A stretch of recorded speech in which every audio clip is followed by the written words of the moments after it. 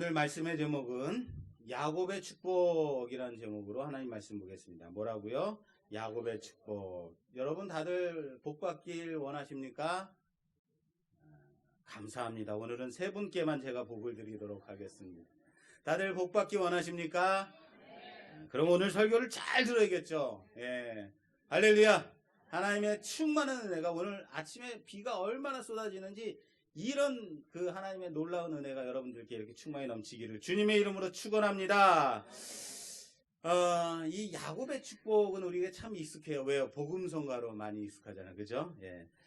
그러면 오늘 본문 49장 전체를 바라보면서 야곱이 자기의 자식들 12아들들에게 축복하는 장면을 통해서 정말 과연 축복이라는 것이 무엇인가, 우리가 얻을 축복은 과연 무엇인가 좀 함께 교훈을 얻었으면 좋겠습니다. 먼저는 우리가 요셉에 대한 그 유명한 야곱의 축복을 좀 다음과 같이 한번 좀 보려고 그래요. 요셉의 축복은 22절에 나와 있습니다. 49장 22절에 요셉은 무성한 가지 곧 샘 곁의 무성한 가지라. 그 가지가 담을 넘었도다. 활 쏘는 자가 그를 학대하며 적개심을 가지고 그를 쏘았으나 요셉의 활은 도리어 굳세며 그의 발은 힘이 있으니 이는 야곱의 전능자 이스라엘의 반석인 목자의 손을 힘입음이라. 아멘. 너는 담장 너머로 뻗은 나무 가지에 푸른 열매처럼, 뭐죠? 야곱의 축복이죠. 그래서 이 야곱의 축복 우리 참 익숙한데 이 샘 곁에 나무가 심겨져 있다는 거예요. 그러니까 이 물이 언제나 풍성한 곳에 나무가 심겨져 있으니까 그 얼마나 푸르르겠느냐. 그리고 그 가지가 남의 담까지 넘어가서 남의 축복까지 다 이렇게 줄 정도로 그렇게 무성하니 얼마나 큰 축복이냐. 그리고 그 팔의 힘이 강한데 그럼에도 불구하고 전능자의 힘을 의지하고 있으니 얼마나 강하겠냐. 축복 맞아요, 아니에요? 축복 맞아요. 꼭 제가 물어보면 한 번 의심하는 버릇이 생겼어요. 아니, 축복 맞아요. 네, 좋습니다. 자, 그럼 유다에 대한 축복 한번 볼게요. 유다 9절입니다. 9절.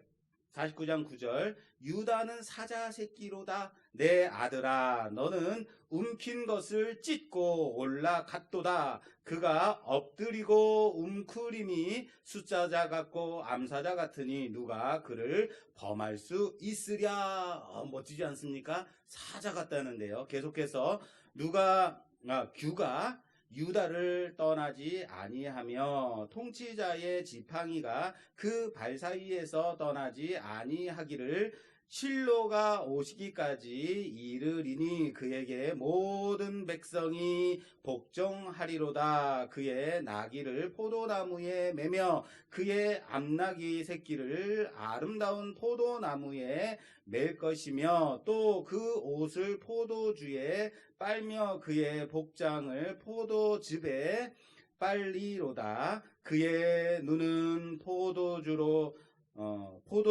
인하여 붉겠고 그의 이는 우유로 말미암아 희리로다. 아멘. 뭔 내용인지는 잘 모르겠어요. 그죠? 예, 뭐 포도주가 나오고 뭐 옷을 왜 포도주에 빠냐, 얘가 정신이 있는 거냐 없는 거냐 이런 생각이 들 수 있는데 어쨌든 좋은 말인 거는 같아요. 그죠? 예, 축복 같기는 해요. 또 한번 의심하시는 겁니까? 의심하지 마십시오. 오늘은 그냥 아멘 하시면 돼요. 예, 축복 맞아요. 축복이 맞아요. 그런데 특히 유다에 대한 이 축복은 유다를 통해서 그 가문에서 영원한 왕위가 계승될 것이다. 위대한 왕 다윗이 나오고 그리고 그 뒤를 이어서 오실 메시아 누구죠? 예수 그리스도. 그 예수 그리스도에 대한 예언이 함께 들어있다는 거예요. 그렇다면 축복 맞죠? 그리고 그럼 다른 아들들에 대한 축복은 어떨까요? 다른 아들들에 대한 축복도 함께 볼까요? 지금 우리는 요셉에 대한 축복과 유다에 대한 축복 봤습니다. 자, 3절. 장남이 누구예요? 루벤입니다. 자, 루벤에 대한 축복. 3절입니다. 루벤아, 너는 내 장자요, 내 능력이요, 내 기력의 시작이라. 위풍이 월등하고 권능이 탁월하다마는 위풍이 당당하대요.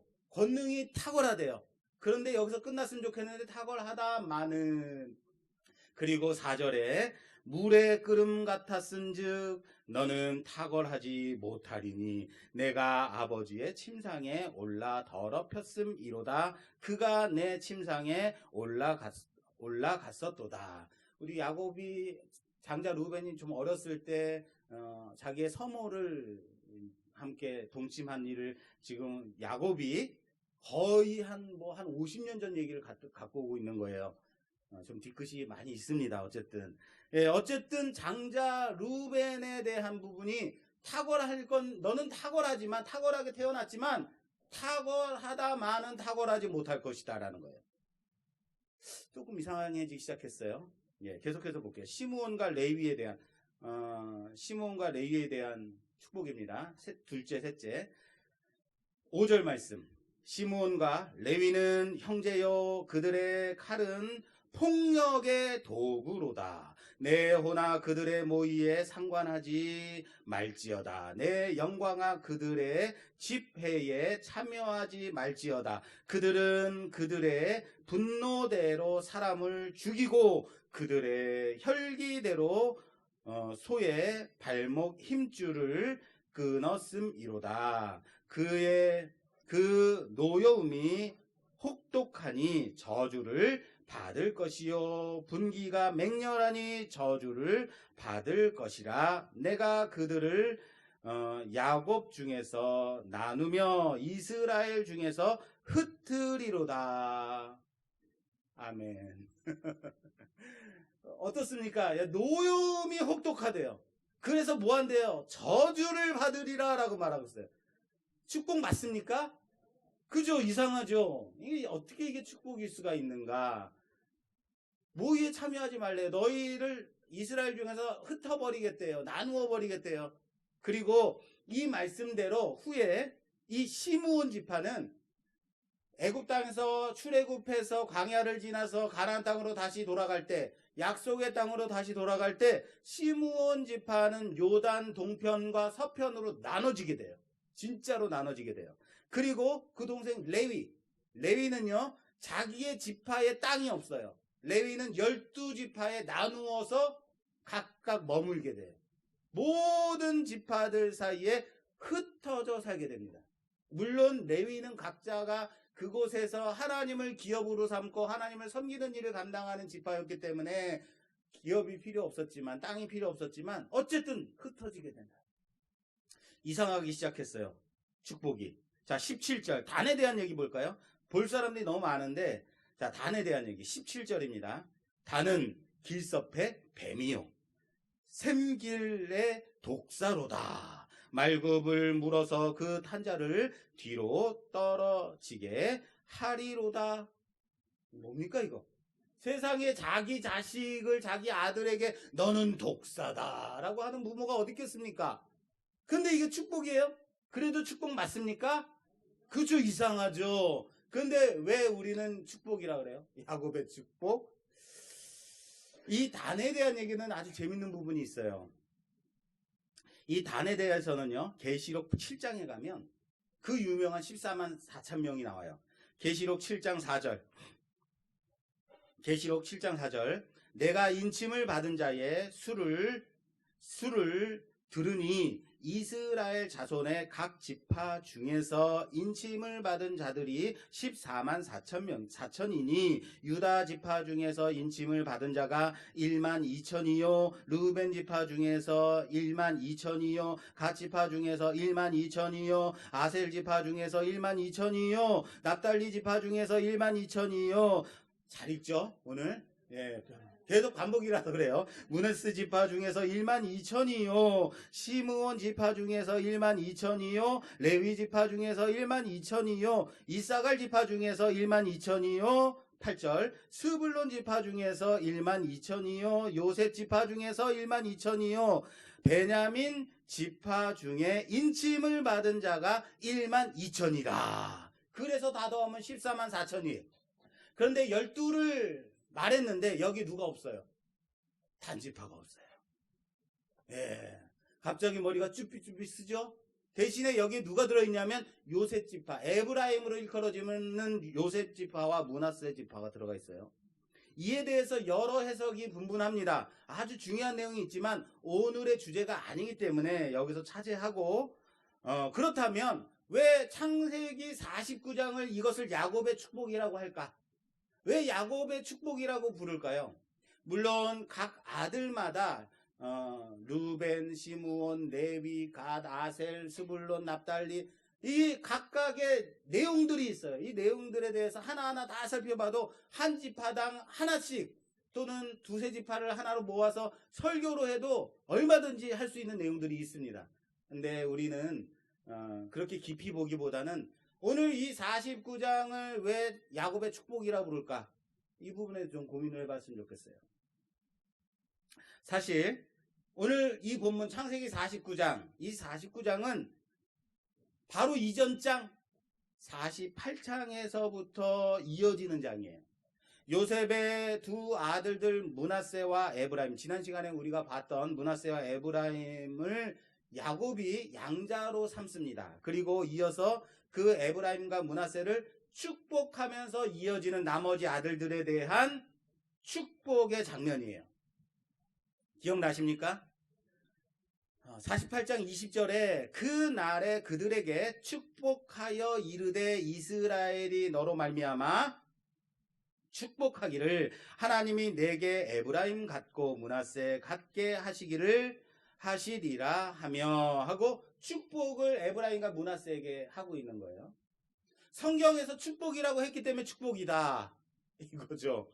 축복을 시작해서 에브라임과 므낫세뿐만 아니라 나머지 아들들에 대한 축복을 이어서 하기 때문에 축복인 거예요. 그런데 정확하게 보면 이 축복이라는 단어에 우리가 너무 얽매여 있기 때문에 자꾸 축복이 왜 이래? 축복이 왜 이 모양이야? 어떻게 아들한테 독사의 자식아 라고 말할 수가 있어? 라고 생각할 수 있지만 오늘 49장 1절에 보면 우리가 이 본문을 무엇을 가지고 봐야 되겠는가가 나옵니다. 49장 1절. 오늘 갑자기 설교가 왜 이렇게 성경을 제가 무식하게 많이 해놨는지 모르겠습니다. 오늘은 설교가 아니라 성경 공부하는 시간이 되어버렸어요. 자, 49장 1절. 야곱이 그 아들들을 불러 이르되 너희는 모이라. 너희가 후일에 당할 일을 내가 너희에게 이르리라. 너희는 모여 들으라. 야곱의 아들들아 너희 아버지 이스라엘에게 들을지어다. 할렐루야. 지금 뭐라고 시작이 되고 있냐면 1절에 너희가 후일에 당할 일, 뭐라고요? 너희가 후일에 당할 일 내가 너희에게 이르리라 라고 시작되고 있어요. 여러분, 우리의 개념으로 보자면 축복이 지금 이 부분이 축복이 아니라 뭐예요? 너희가 후일에 당할 일 뭐죠? 뭘 알려주겠다는 거예요? 앞으로 당할 일 예언, 계시. 내가 너희에게 내가 계시를 주마 라고 말하고 있는 거예요. 내가 너희에게 예언을 해주겠다라고 말하고 있는 거예요. 그죠? 마치 이런 거예요. 여러분, 노아의 일대기에서 보면 노아가 이제 저주를 하는 장면이 나와요. 우리가 그걸 일반적으로는 노아의 저주라고 말해요. 기억나십니까? 노아가 포도주를 잔뜩 마시고 취해가지고 벌거벗고 잠이 들었어요. 벌거벗고 잠이 들은 것을 보고 누구죠? 함이 둘째 아들 함이 들어가서 아버지가 벌거벗고 자는 것을 보고 다른 형제들에게 나와서 고자질을 하죠. 얼레꼴레리 하는 거죠. 그랬더니 셈과 야벳이 들어가서 아버지의 수치를 보지 않고 그 수치를 가려줘요. 그리고 노아가 아침에 일어나서 이 일어난 사건을 알고 둘째 아들 함에게 저주를 퍼붓습니다. 이것을 우리는 노아의 저주라고 하는데요. 일반적으로 노아의 저주라고 해요. 어떻게 아들을 저주할 수가 있는가? 근데 여러분 잘 기억이 나실지 모르겠지만 기억이 안 나시면 창세기 제가 강의한 거 거기에 창세기 8장에 가면은 이 부분이 나와 있습니다. 그러면 노아는 자신이 술에 취해서 벌거벗고 잔 잘못한 거면서 왜 아들에게 이런 험악한 저주를 하고 있는가? 잘못은 누가 한 거예요? 노아가 한 건데 왜 아들에게 저주를 할까라고 생각할 수 있어요. 잘못은 노아가 했네. 노아가 잘못했네 라고 생각할 수 있습니다. 그러나 실상 노아의 저주는요, 제대로 보면 그때 말씀에 제가 이것은 저주가 아니다라고 말했어요. 이것은 축복의 다른 모습이다라고 말했어요. 그리고 이것은 하나님이 노아를 통해서 앞으로 일어날 하나님의 구원의 계획, 하나님의 예언, 앞으로 일어날 일을 전하는 것이다 라고 말씀드렸습니다. 노아가 아들을 저주했으면 성경에서 저주는 나쁜 거, 어떻게 아들을 저주할 수 있느냐라고 말해야죠. 그런데 이것은 하나님이 노아를 통해서 아들들에게 예언하신 것, 예언이죠. 그래서 노아의 축복이다라는 말씀을 드린 적이 있어요. 네, 물론 다 기억이 안 나시는 것 같아요. 자, 무엇이 축복일까? 이 개념부터 우리가 정립을 해야겠어요. 축복이라는 것이 샘 곁에 심은 나무가 가지가 풍성해가지고 남의 담까지 넘을 정도로 이렇게 복이 가득한 것, 이것을 축복이라고만 하는 것인가? 유다처럼 그 자손에게서 왕이 나고 대통령이 나고 국회의원이 나고 이런 것이 축복인가? 성경에서도 과연 우리가 생각하는 대로 돈 많이 벌고 성공하고 큰 집에 살고 권력을 얻은 것, 이런 것들을 가지고 축복이라고 하는가? 과연 성경에서도 그렇게 얘기를 할까요? 성경에서 축복이라는 것은, 따라서 합시다. 하나님의 뜻이 우리에게서 이루어지는 것. 성경에서 축복의 의미는 하나님의 말씀이 우리 안에서 이루어지는 것이 축복이에요. 할렐루야. 하나님의 뜻이 하늘에서 이룬 것 같이 이 땅에서도 이루어지는 것, 그것이 축복이에요. 예언이 성취되는 것, 나를 통해서 구원의 역사가 이어져 가는 것, 그것이 바로 예언의 성취, 축복이라는 사실을 믿으시기 바랍니다. 단지 아들들을 향한 야곱의 이제 험악한 저주 같은 얘기들, 이것은 그렇게 될지어다가 아니에요. 너는 풀숲에 길가에 독사일지어다, 너는 망할지어다, 저주를 받을지어다, 아버지가 그렇게 얘기하는 것이 아니라는 얘기예요. 이런 거죠. 여러분, 부모가 자식을 이제 교육하려고 할 때 너 이러면은, 너 이렇게 맨날 누워서 있고 아무것도 하려고 하지 않고 그럼 너 거지돼 라고 말한다면, 그러면은 정말로 거지가 되라는 말입니까? 요즘 코로나 때문에 너무나도 힘들게 살고 있어요. 소상공인들은 너무, 장사하시는 분들 너무 힘들대요. 그럼 요즘 같이 힘들 때 부부가 딱 앉아가지고, 여보, 우리 먹고 살 것도 없는데 아들 중에 하나를 없애버릴까? 뭐 이런 부모가 있습니까? 있어요? 없죠. 로마서 8장 28절 말씀에는 우리가 알거니와 하나님을 사랑하는 자, 곧 그의 뜻대로 부르심을 입은 자들에게는 모든 것이 합력하여 선을 이루느니라. 할렐루야. 그렇습니다. 합력하여 선을 이룸이 하나님의 뜻이라는 거예요. 그러면 합력하여 선을 이룬다는 것이 무엇일까?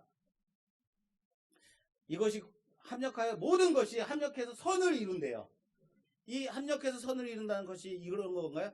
괜찮아, 잘 될 거야. 잘 되면서 선입니까? 아니라는 거예요. 잘 되는 게 과연 선인가? 아닙니다.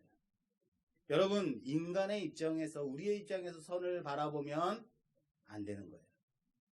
하나님 편에서 선이 무엇인지를 알아야 한다는 사실을 믿으시길 바랍니다.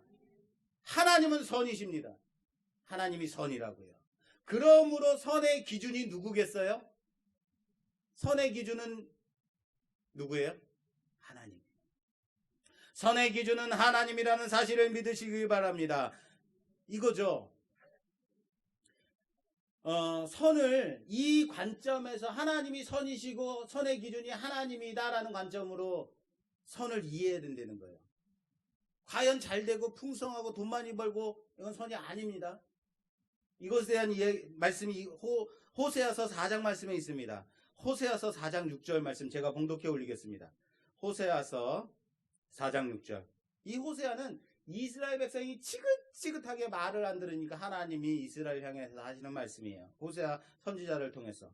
내 백성이 지식이 없으므로 망하는도다. 뭐가 없다고요? 지식은 하나님을 아는 지식입니다. 하나님을 알지 못하기 때문에 망하는도다. 내가 지식을 버렸으니 나도 너를 버려 내 제사장이 되지 못하게 할 것이요. 네가 내 하나님의 율법을 잊었으니 나도 내 자녀들을 잊어버리리라. 그들은 번성할수록 내게 범죄하니 내가 그들의 영광을 변하여 욕이 되게 하리로다. 할렐루야. 그들이 번성할수록 내게 범죄한대요. 번성할수록 범죄하기 때문에 내가 그들의 영광을 변하여서 욕이 되게. 영광이 욕이라는 거예요. 다시요. 내가 그들을 번성하게 해주었다. 번성하게 해주었는데 번성할수록 하나님께 더 뭐했다? 범죄하더라라는 거예요. 번성하면 하나님께 더 드리고 더 바치고 하나님께 더 충성하고 하나님께 더 헌신하는 것이 나는 그럴 수 있다 생각해요. 그런데 그렇지 않더라라는 거예요. 여러분 11조를 할 때 11조는 10분의 1 나의 수입의 10분의 1을 하나님께 드리는 거예요. 여러분 10만 원을 한 달에 10만 원을 벌었을 때 11조는 얼마예요? 10,000원이에요. 드리기 쉬울까요? 어려울까요? 어렵지 않아요. 고민하지 마세요. 이런 거 가지고 좀. 자, 100만 원 수입을 받았어요. 거뒀어요. 그러면 11조는 10만 원이에요. 드리기 쉬울까요? 어려울까요? 조금 어려워지기 시작해봤어요? 좋아요. 그러면 어쨌든 조금 어려울 수 있어요. 예, 하지만, 자, 1,000만 원의 11조는 이때부터는 고민이 되기 시작하는 거예요. 내가 과연 11조 생활을 해야 되나? 저는 그래도 할 수 있다고 봐요. 그래도 우리한테는 얼마가 남았으니까? 900만 원이 남으니까. 여러분, 10억을 버는 사람의 11조는 얼마겠어요? 1억이에요. 1억 드리기 쉬울까요? 정말 어려워요. 그래서 저는 하나님, 저는 10억은 한 달에 10억은 벌지 않게 했으면 좋겠어요. 괜히 목사가 이거 고민한다 이건 말이 됩니까? 이거 영상이 나가는데 큰일 났네. 자, 번성하면 번성할수록 범죄한다라는 거예요. 내가 너한테 10억을 벌게 해줬는데 그까지 1억 못 주냐? 못 드리냐? 이것은 다 하나님이 내게 주신 겁니다. 라고 고백 못하냐라는 거예요. 내가 하나님이 이스라엘을 번성하게 하면 번성하게 할수록 하나님께 더 충성하고 더 바치고 더 하나님 앞으로 나와야 되는데 내일 당장에 먹고 살 일 고민하는 사람보다도 못하더라라는 거예요. 그러므로 번성케 하는 것이 복입니까? 화입니까? 복일까요? 화일까요? 화가 되는 거예요. 제가 예전에 사역하던 교회에서 학생부를 맡아서 사역을 할 때 엄마가 교회 권사님이셨어요. 그런데 그 딸이 학생부인데 학생부 예배에 지긋지긋하게 안 나와. 어쩜 이렇게 한 번도 안 나오는지 모르겠어요. 엄마한테 혼나고 전도사님한테 혼나고 맨날 전화하는데도 안 나와요. 도대체 너 왜 안 나오니 하면 집에서 뭐 하고 있냐면 스마트폰만 하고 있네요. 맨날 스마트폰만 하고 있어요. 그런데 이 아이가 어느 날 주일날 학생부 예배에 순순히 나왔어요. 깜짝 놀라서 우리가 어안이 벙벙해서 교사들하고 제가 가가지고 야 어떻게 교회 나왔어? 라고 물어봤어요. 주일날 교회 나오는 게 당연한데. 그랬더니 학생이 하는 말이 전도사님이 스마트폰을 잃어버렸어요. 여러분 폰을 잃어버린 것은 그에게는 화일까요? 복일까요? 네, 그 학생한테는 화죠. 그런데 그로 인해서 주일날 학생부 예배에 나오게 됐으니까 하나님 앞에서는 뭐예요? 복인 거예요. 그렇습니다. 하나님 앞에서는 잃어버린 것이 복이고 선인 겁니다. 하나님 앞에 맞으면 돌이키라는 거예요. 계속 이어서 호세아 7장 말씀에 이렇게 돼 있어요. 호세아서 7장 10절 말씀에 이스라엘의 교만이 그 얼굴에 드러났나니 그들이 이 모든 일을 당하여도 그들의 하나님 여호와께로 돌아오지 아니하며 구하지 아니하도다. 하나님 앞에 돌아올 생각을 한다 안 한다? 안 한다. 한 대 맞으면 돌이켜야 되는 거예요. 돌아오라는 거예요. 아, 내가 잘못했구나 하고 깨달으라는 거예요. 깨닫는 것이 바로 은혜라는 사실을 믿으시길 바랍니다. 그런데 아무리 맞아도 정신을 못 차리더라라는 거예요. 그럼 어떻게 될까요? 맞아도 정신을 못 차리면 더 세게 맞아야죠. 더 센 걸 맞아야 되는 거죠. 그러다가 그래도 말을 안 들으면 갈 때까지 가야 되는 거죠. 밑바닥까지 가야 되는 거죠. 그런데 여러분, 내가 얼마나 센 놈인지 알아? 내가 하나님 아무리 날 그렇게 해도 나 정말 이를 악물고 버틸 거야. 아무리 그래도 누가 더 셀까요? 누가 더 셀까요? 하나님이 더 세요. 제가 어렸을 때 고집이 어마어마하게 셌습니다. 제가 아주 얼마나 고집이 셌는지 몰라요. 조고집이라고 그랬어요. 제가 고집이 얼마나 셌는지 아무리 꺾으려고 해도 꺾이질 않아요. 한번 울기 시작하면 아침부터 시작해서 저녁까지 내가 지칠 때까지 울어야 되는 거예요.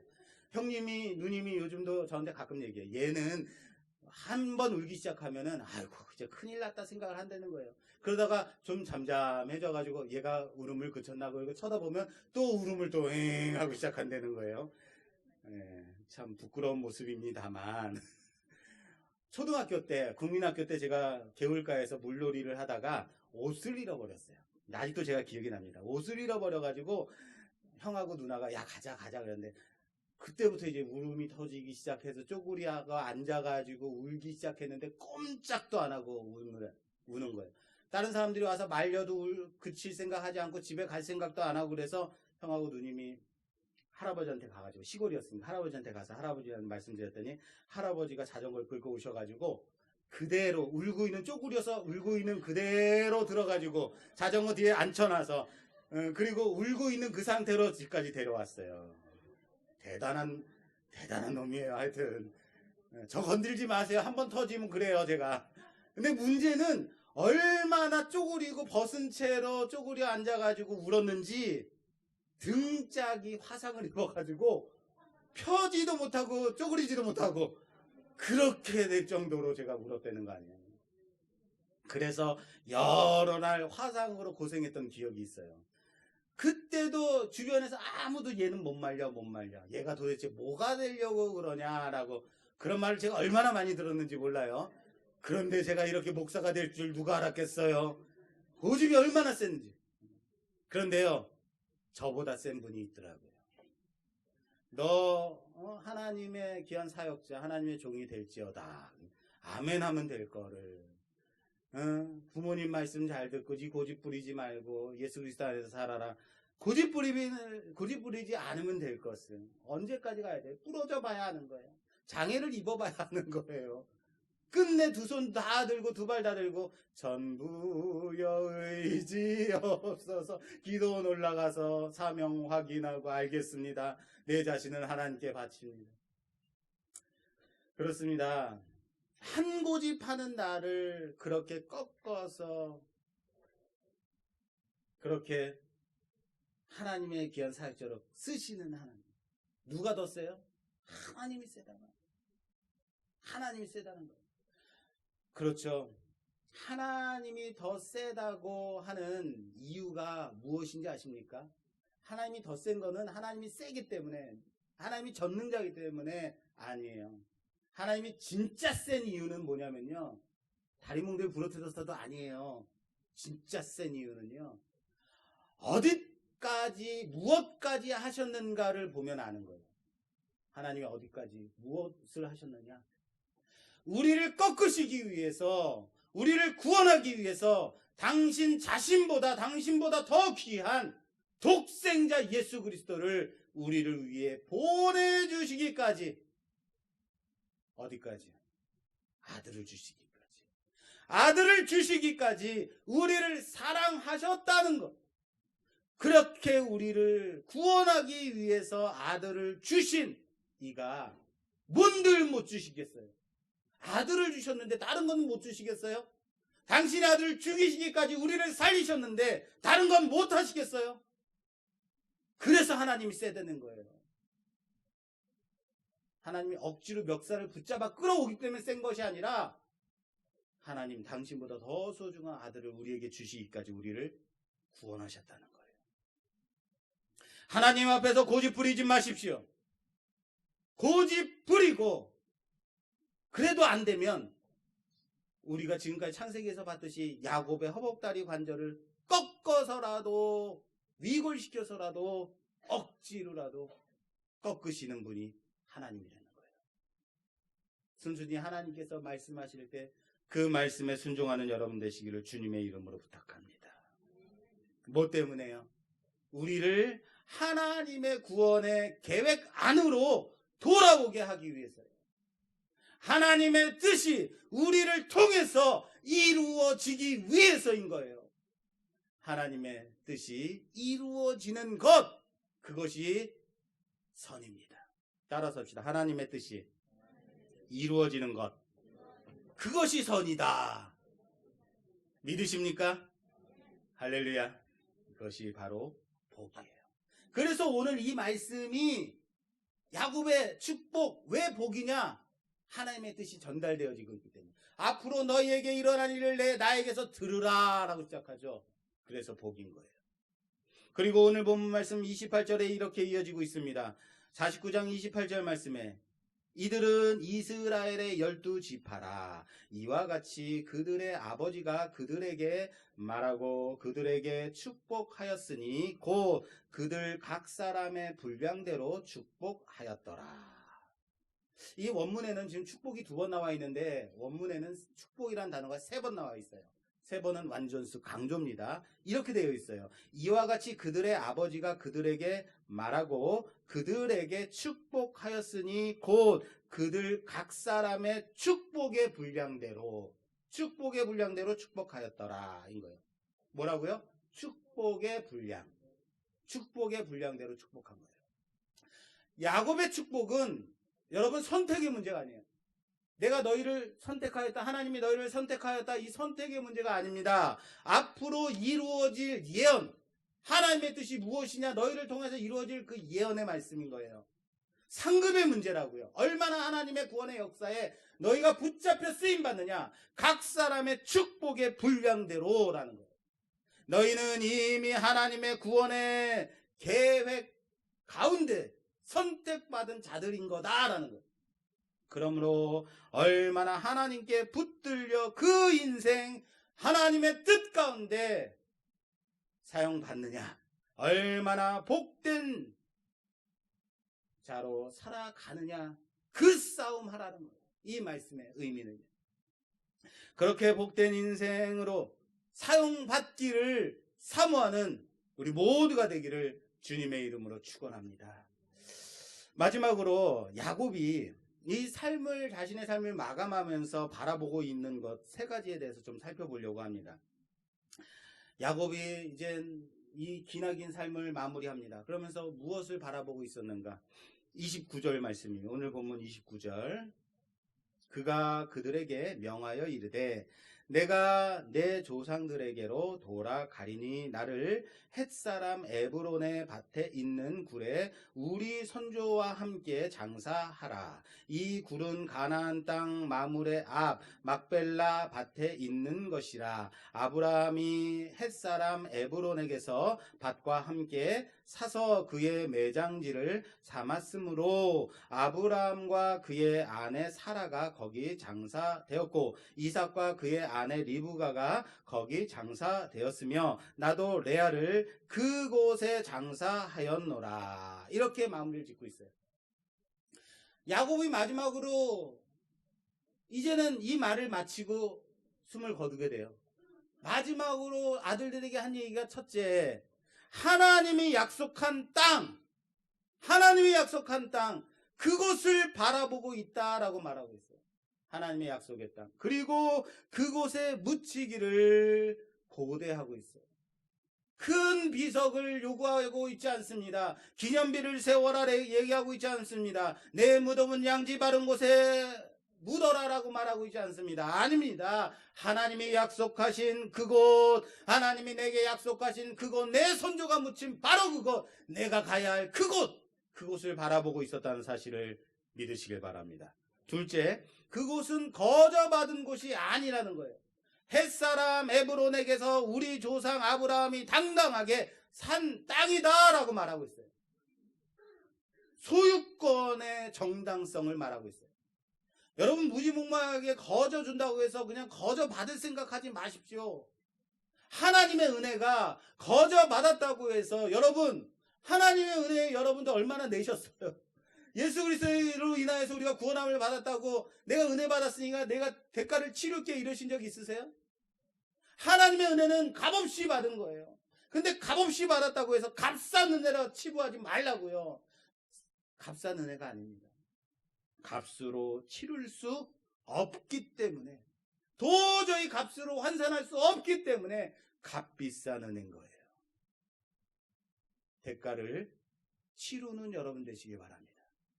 야곱은 지금 그곳은 우리 조상이 대가를 치르고 산 우리의 땅이다 라고 말하고 있습니다. 셋째, 이곳은 내가 묻힐 뿐만 아니라 후일에 너희가 함께 가야 할 곳, 너희가 묻힐 곳, 너희가 바라봐야 될 곳이라는 거예요.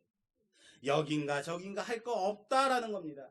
이미 우리에겐 정해진 곳이 있다라는 거예요. 야곱의 그 가나안의 그 땅, 우리 본향 천국이라는 거예요. 더 좋은 곳이 어디 있지 않을까? 더 큰 곳이 있지 아니할까?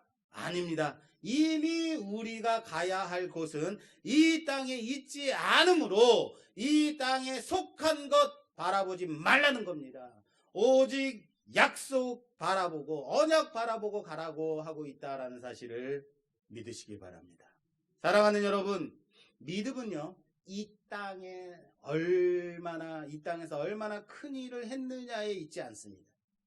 얼마나 후손에게 많은 것을 남겨주었느냐에 있지 않습니다. 이 믿음을 후손에게 어떻게 전달하여 줬느냐. 이 땅의 것은 무너질 것입니다. 내가 모은 것은 잠시 후면 다 사라질 뿐입니다. 신앙은요, 나를 통해서 믿음이 사람들과 후손들에게 어떻게 흘러가고 있는가를 증명하는 싸움이라는 사실을 믿으시길 바랍니다. 우리가 살아가는 것은요, 얼만큼 살았느냐가 아닙니다. 어떤 영향력을 끼치며 어떤 영향력을 주었느냐의 싸움이에요. 오늘 야곱의 축복을 통해서 그가 끝까지 하나님의 약속을 붙잡은 인생이었으며 그 자신으로 끝나지 아니하고 그 언약이 후손을 향해 흘러가고 있는 것을 예언을 통해서, 축복을 통해서 자손들에게 강조하고 있는 모습을 보고 있습니다. 그가 야곱의 축복이 위대할 수 있었던 것, 야곱이 위대한 것은 그의 말년에 그가 자식들을 향해 축복한 내용이 단순한 축복의 내용이 아니라 하나님의 예언의 말씀, 하나님의 예언의 말씀을 정확히 그들에게 축복의 분량대로 하고 있었다는 것에 있다는 거예요. 그가 나이 들어서 기력이 쇠하였고 눈이 어두워졌음에도 불구하고 그는 자기 아들들에게 각자의 분량대로 축복할 내용, 하나님의 말씀을 정확하게 전달하고 있었다라는 것에 있다는 사실을 아시기를 바랍니다. 그리고 야곱은 오늘 마지막 절로 생을 마감합니다. 33절 마지막 절입니다. 야곱이 아들들에게 명하기를 마치고 그 발을 침상에 모으고 숨을 거두니 그의 백성에게로 돌아갔더라. 기나긴 야곱의 생을 마무리하고 있습니다. 야곱이 아들들에게 명하기를 마치니 숨을 거두었다라고 말하고 있어요. 여러분, 이 죽음에 대해서 어떻게 생각하십니까? 어떻습니까? 참 평안한 모습 같지 않습니까? 자기가 할 말 다 하고 하나님이 자신에게 맡기신 일들 다 감당한 후에 그리고 다리를 모으고 침상에 누워 숨을 거두니라. 믿는 자들의 빼놓지 않고 기도해야 할 기도의 제목이 이것이 아닐까요? 평안한 죽음. 이 죽음 후에 다시 부활하여 살아날 소망이 있음을 믿고 하나님께로 돌아갈 것을 믿고 죽음을 맞이하는 것. 참 영광스러운 모습이 아니겠습니까? 중요한 것은요, 야곱이 아들들에게 일일이 각자의 축복의 분량대로 다 축복한 후에 말을 마치자 숨을 거두었다라는 것에 있어요. 우리가 잘 아는 큰 대기업 회장님이 있습니다. 그는 이미 수년 전에, 거의 10여 년이 넘은 것 같은데요, 수년 전에 쓰러져서 이미 사망 상태임에도 불구하고 아직도 비밀스러운 곳에 누워서 어떡합니까? 호흡만 연장되고 있다라는 거예요. 그는 아직 죽으면 안 되기 때문에 그렇게 죽지 못하고 있더라라는 거예요. 자신의 아들에게 그 큰 기업을, 어마어마한 기업을 승계하는 일이 완전히 마무리될 때까지 죽으면 안 돼요. 죽지 못하는 거죠. 아니요, 죽을 수가 없는 겁니다. 아무런 의식이 없음에도 불구하고 그렇게 말입니다. 여러분, 과연 그 회장님이 원하는 죽음이었을까요, 이게? 그런 상태에 계셨을까요? 자신이 그렇게 원해서 지금까지 그렇게 버티고 있는 것일까요? 아니에요. 그는 과연 주변과 자신의 자녀들에게 중요한 말, 자기가 해야 할 말들을 다 해주었을까요? 지금 그 모습은 과연 복된 모습일까요? 여러분들 그런 모습 담고 싶으신 건가요? 아무리 나라를 움직일 만한 어마어마한 물질이 있다 할지라도 인간의 생은 한시대로 마감될 수밖에 없다라는 사실. 한 번 죽는 것은 사람에게는 정한 것입니다. 그 후에는 심판이 누구에게나 있을 뿐이라는 사실을 믿으시길 바랍니다. 후회하지 않는 인생, 후회되지 않을 그 인생을 우린 그 모습을 통해서, 야곱의 인생을 통해서 교훈을 얻습니다. 이 모습을 통해서 우리는 귀한 은혜를 받았으면 좋겠습니다. 야곱은 빛과 번쩍한 호화스러운 종합병원 귀빈실 한 층을 다 빌어서 사용하면서 있지 않았지만 자신이 눈을 감을 때 무엇을 해야 하는지 정확하게 알고 있었다는 거예요. 모든 사역을 마무리하고 있었다라는 거예요. 그리고 후대에게까지, 아니, 그러므로 인해서 애굽인들에게까지 그 죽음은 애도할 만한 귀감이 되는 죽음이었다는 거예요. 하나님의 뜻을 모두 남김없이 후회 없이 전하고 그들에게 부탁하고 순조로이 평안함 가운데 생을 마감하는 모습입니다. 그것이 바로 복된 모습입니다. 우리의 삶이 하나님이 인정하시는 그 복된 삶으로 마무리되었으면 좋겠습니다. 내 삶 가운데 하나님께서 내게 이루시고자 하는 그 모든 사역을 마친 후에 예수 그리스도와 함께 그곳에 내가 서서 주님의 얼굴을 내가 배우리라 고백하는 우리의 삶이 되기를 주님의 이름으로 부탁합니다. 야곱의 모습처럼 그렇게 하나님께서 야곱을 통하여서 말씀하신 그 모든 말씀을 마치고 하나님의 은혜를 모든 자들에게 잘 전달하고 그리고 자식들에게 하나님의 말씀 언약 붙들라 전달하고 평화로운 죽음을 맞이한 야곱의 그 삶을 통하여서 우리 또한 우리가 바라봐야 될 것이, 우리가 정말로 붙들어야 될 것이 무엇인가를 점검하는 우리 모두가 되기를 주님의 이름으로 축원합니다.